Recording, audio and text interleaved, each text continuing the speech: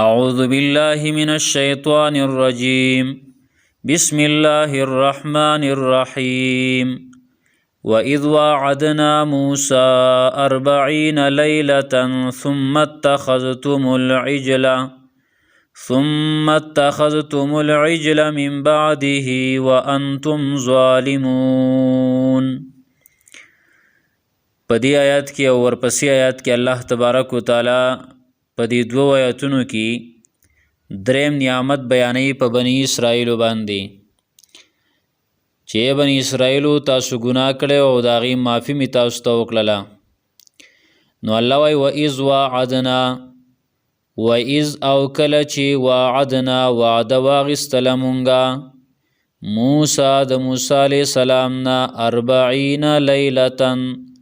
40 د 40 لیلة شپو، لاول 10 شپې وي یو میاشت وه او بیا ورسره 10 نورې شوې، فتم میقات ربه 40 لیله 40 شپې چې کوم دی نو هغه بیا پوره شوې. ثم اتخذتم العجل، ثم بیا اتخذتم العجل جوړ کړو تاسو سخې معبود، سخې نم خپل اله او خپل خدای جوړ که. اصل کې د سخی محبت د دیو په زړونو کې ننوتی و. کله چې فرعون الله هلاک که او د هغه لښکر او دا بني اسرائیل په دې دریاب باندې پورې واته، دی خو یو قوم لیدلی و. نو قرآن کریم کې راځي بل ځای کې چې دیو موسی علیه صلات وسلام ته ویل یا موسی اجعل لنا الها کما لهم آلهه، ای موسی علیه صلات وسلام داسې یو خدای موږ له مه ګوره لکه څنګه چې دا خلک د دې غوا او د دې سخي بندګي کوي. موسی علیه صلات وسلام ورته غوسه شوی، تاسو ډیر جاهلان قوم یې، هلاک شوی قوم یې. د هغه ټیم نه ردیو په زړونو کې د سخي محبت و. خو چې کله موسی علیه صلات وسلام موجود و نو په هغه ټیم کې چا دا مجال نه و، چا دا کوشش نشو کولی. خو چې موسی علیه صلات وسلام لاړو چې د خلکو له اوس یو قانون راوړمه، د خلکو له اوس رهنمایي پکار ده، نو تورات پسې الله تبارک و تعالی کویتور ته وغوښتو. دلته په دې قوم کې یو منافق و سامري،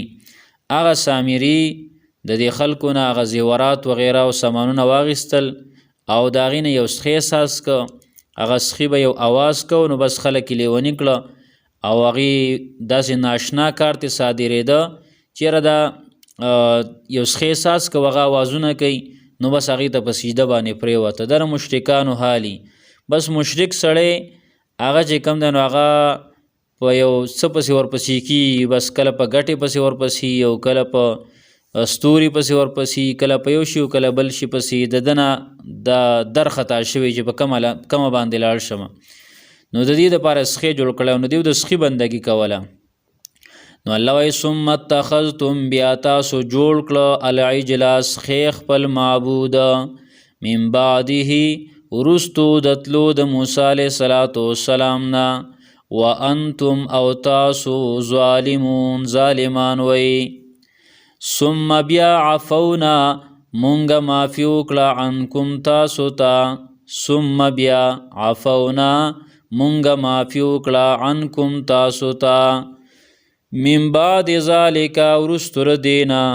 لعلکم د دې دپاره تشکرون چې تاسو شکر وباسئ، شکر گزار شئ. الله تبارک و تعالی موسی علیه الصلاۃ والسلام ته هلته خبر ورکه چې کله موسی علیه الصلاۃ والسلام واپس راغی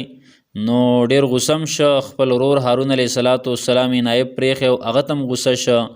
او هغه یې د ګیرې نه ونیودو، د سر د یختو نه یې ونیودو او هغه ورته وی زما خو دې له دعوت ورکړی دی، ما څه کمی نه دی کړی، خو چونکې جنګ مې ورسره نشو کولی، ته به بیا وی چې زما قوم سره دې ولې جنګ کړی دی، جګړه دې ورسره ولې کړې ده، ها دعوت مې ورله ورکړی دی. بیا موسی علیه صلات وسلام قوم نه تپوس کوي، قوم ورته ویل وی دې سامري له دا سخی احساس کړی دی، په دې غم یې اړولی یو. موسی علیه صلات وسلام سامري ته خیرې وکړي، وی ان لک فی الحیات ان تقول لا مساس.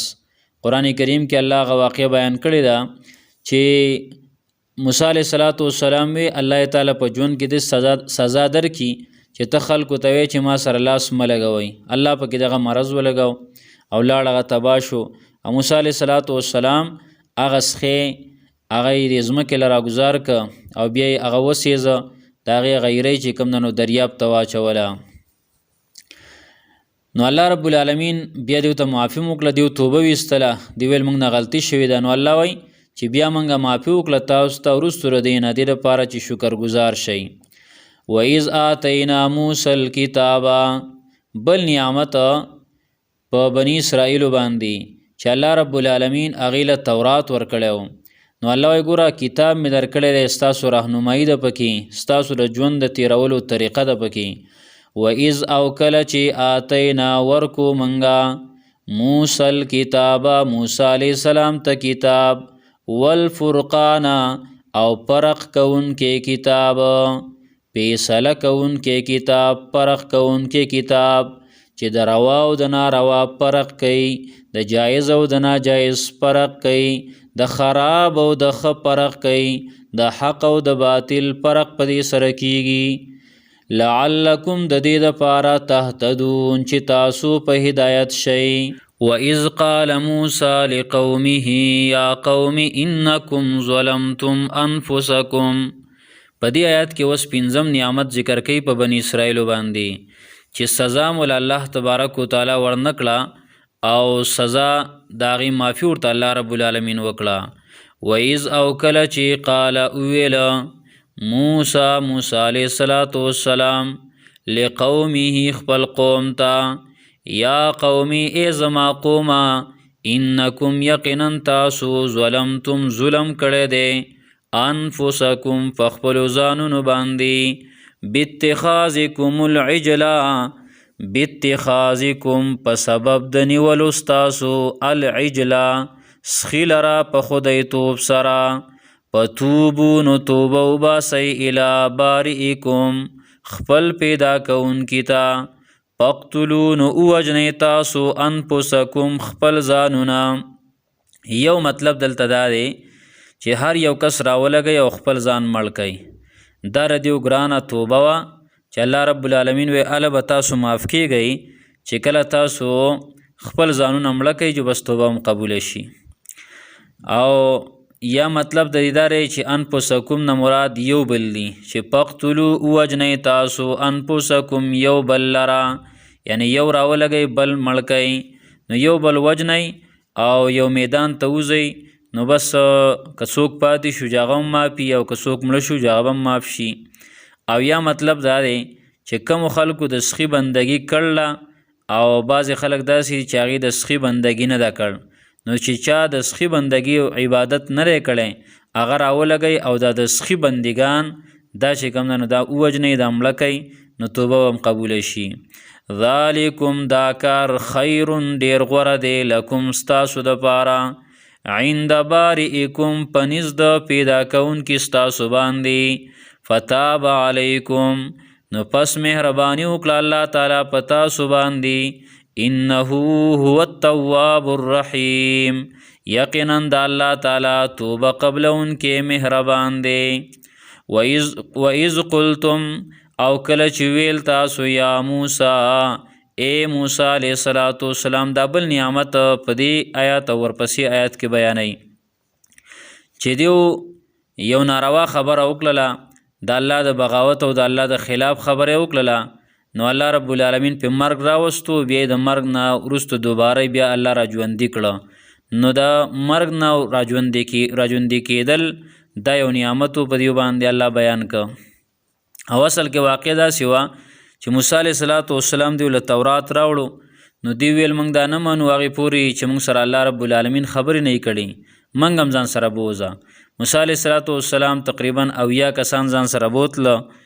او هلته ورسره الله رب العالمین خبرې وکړي کما یلیق بشانه، د الله د شان سره څنګه ښایي. دې ظالمانو هغه خبرو باندې اکتفا ونه کړله او د الله خوږې خبرې واورېدې او بیا یې ویل وی نه موږ هغه پورې نه منو څو پورې چې الله موږ ته ځان راښکاره کړی نه وي، پته نه لګي دا خبرې وی د چا وي، وی موږ ته د الله ځان وښیي. نو دا خبره دا په دې بنیاد باندې نه وه چې د الله سره محبت و، بلکې دا زدیانو د ضد د وجې نه. کنه موسی علیه السلام الله ته ویل ربي ارني انظر الیک، الله ما ته ځان وښیه چې تا ته وګورم.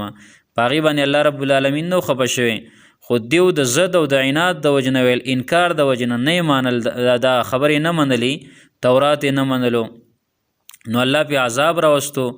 او چې عذاب پې راغی بیا موسی علیه السلام الله ته سوال وکړو، یا الله خلک هغه به هلته وایي چې زمونږ مشران یې بوتله مړی کړه، الله بیا را ژوندي کړه. نو الله تبارک وتعالی را ژوندي کړه. وَإِذْ او کله چې قلتم ویل تاسو یا موسی ای موسی علیه السلام لن نؤمن لک هیڅ چرې موږ ایمان نه راوړو پتا باندې، لن نؤمن هیڅ چرې موږ یقین نه کوو ایمان نه راوړو لکه پتا باندې، حتی تر دې پورې نر الله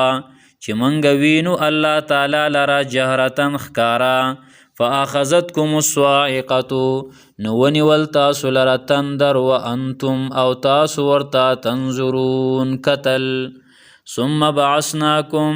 بیا موږ را ژوندي کړئ تاسو من بعد موتکم وروستو د مرګ ستاسو نه، لعلکم د دې دپاره چې تاسو تشکرون شکر وباسئ.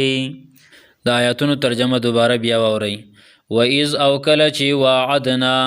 وعده واغستله مونږه موسی د موسی علیه السلام نه 40 د 40 لیلتن شپو، ثم بیا اتخذتم جوړ کړو تاسو العجل سخې خپل معبود او خپل خدای، من بعده وروستو د تلو د موسی علیه السلام نه، وانتم او تاسو ظالمون ظالمان وی، ثم بیا عفونا منگا معافی وکړه عنکم تاسو ته، من بعد ذالک وروستو د دینا، لعلکم د دې دپاره چې تاسو تشکرون شکر گزار شئ او شکر وباسئ. وَإِذْ او کله چې آتینا ورکو منگا موسی الکتاب موسی علیه السلام ته کتاب، والفرقان او فرق راوستون کې کتاب، فیصله کون کې کتاب، لعلکم د دې دپاره چې تاسو تهتدون په هدایت شئ. وَإِذْ او کله چې قال ویل موسی علیه السلام لقومی خپل قوم ته، یا قومی ای زما قومه، انکم ظلمتم یقینا تاسو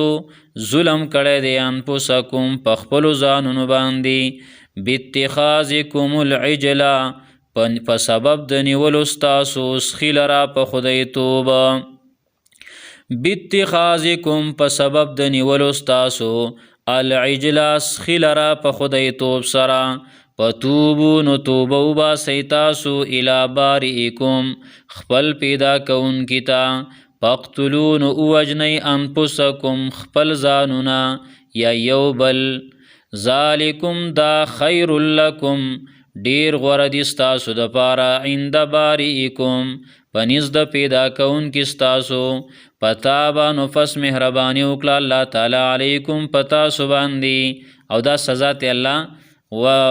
دا سزا ول الله رب العالمین ورنکړه، انه هو التواب الرحیم یقینا د الله تعالی ډیر توبه قبلونکې مهربان دی. وَإِذْ او کله چې قلتم ویل تاسو یا موسی ای موسی علیه السلام لن نؤمن لک هیڅ چرې موږ یقین نه کوو پتا باندې، یا هیڅ چرې موږ ایمان نه راوړو پتا باندې، حتی نر الله تر دې چې وینو موږ الله تعالی جهرتن ښکاره، فاخذتکم الصاعقة نو ونیول تاسو لره تندر، وانتم تنظرون او تاسو ورته کتل، ثم بعثناکم بیا منګه را ژوندي کړئ تاسو من بعد موتکم وروستو د مرګ ستاسو نه، لعلکم د دې دپاره چې تاسو تشکرون شکر وباسئ. سبحان الله وبحمده سبحانك اللهم وبحمدك